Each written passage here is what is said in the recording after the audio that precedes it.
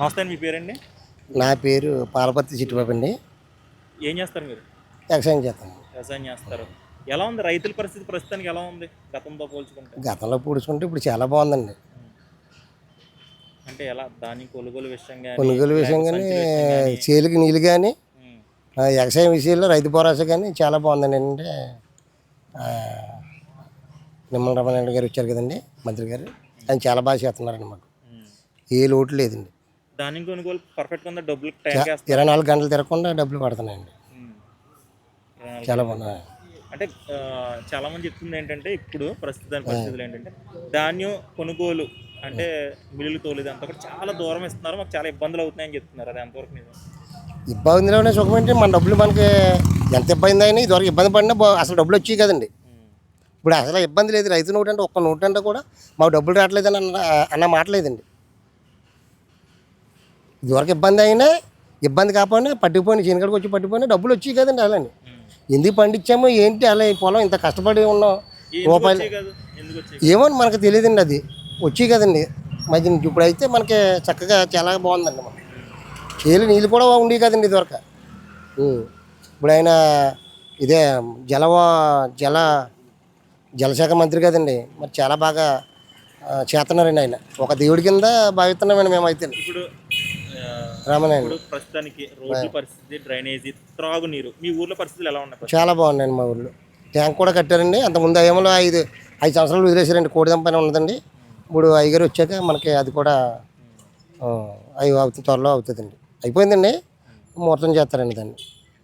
ఎలా ఉంది చంద్రబాబు నాయుడు గారి పరిపాలన ఎలా అనిపిస్తుంది? బాగుందండి, చాలా బాగుందండి. బాగా చేస్తున్నారు. చాలా బాగుందండి అసలు. ఉమ్. ఆయన అంటే మీరు ఏ టర్మ్ నుంచి చూసారు ఆయన ముఖ్యమంత్రిగా ఉండడం? ముఖ్యమంత్రిగా ఉండగా ఛానల్లో ఈ టర్న్ ఏంటండి, ఆయన 4 టర్న్లు చేసినట్టున్నారండి. ఆయన 4 టర్న్ 2014లో చేసినప్పుడు తెలుసు కదా మీకు? తెలిసింది. ఎలా ఉంది అప్పుడు పరిపాలన ఎలా ఉంది? ఇప్పుడు 2024 పరిపాలన ఎలా అనిపిస్తుంది? అప్పుడు బాగానే ఉందండి, అప్పుడు కంటే ఇప్పుడు బాగుందండి. చాలా బాగా చేస్తున్నారంట. చాలా బాగా చేస్తున్నారు. దేనికి లోటు లేదండి, అన్నింటికన్నా ఇస్తున్నాడు ఆయన. అదేవిధంగా ఆయన ఆయన కుమారుడు నారా లోకేష్ గారు తెలుసు కదా మీకు?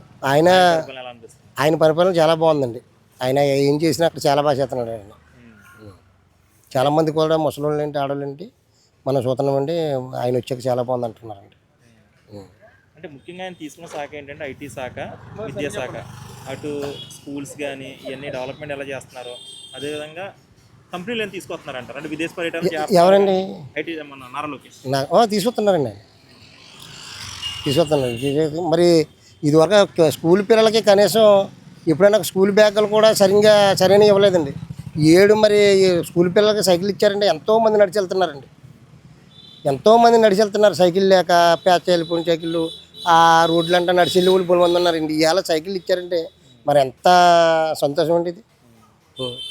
ఎవరైనా ఇచ్చారండి ఏ పరిపాలనలో? ఎంత బాగా ఇచ్చాడండి సైకిల్ మినిస్టర్ గారు. మరి అదేవిధంగా మనకి ఇప్పుడు రాజధాని అమరావతిని రాజధాని చేద్దామని చంద్రబాబు నాయుడు గారు అనుకుంటున్నారు. అంటే ఎప్పటి నుండో ఎప్పటి నుంచి అనుకుంటున్నా అనుకున్నారు.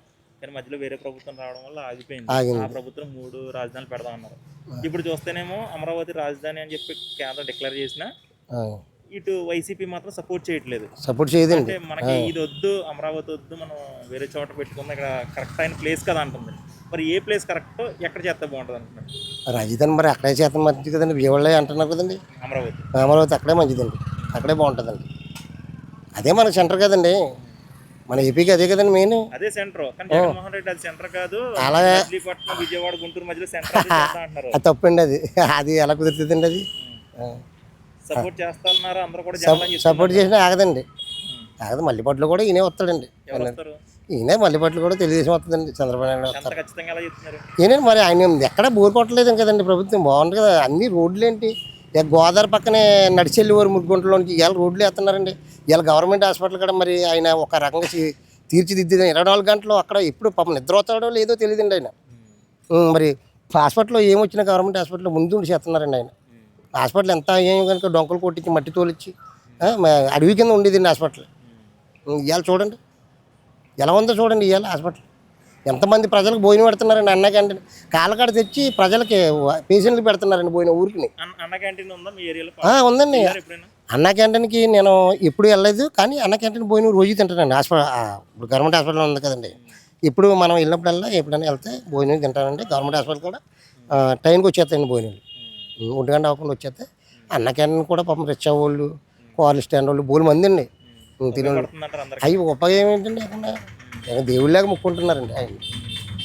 మరి అంతకుముందు అన్న క్యాంటీన్ తీసేసారు, ఎంత బాధపడ్డారండి జనాలు. ఇబ్బంది అయిందా? మరి ఇబ్బంది అవ్వలేదండి అన్న క్యాంటీన్ తీసేస్తే. ఇవాళ ఎంతమంది ప్రజలు మరి బ్రతుకుతున్నారండి. ఇలాగ అద్దెలకుండి అద్దెలు కట్టలేని పరిస్థితిలో ఉన్నారండి. ఇవాళ ఇల్లు ఇచ్చాడండి ఆయన, ఎలాంటి ఇల్లు.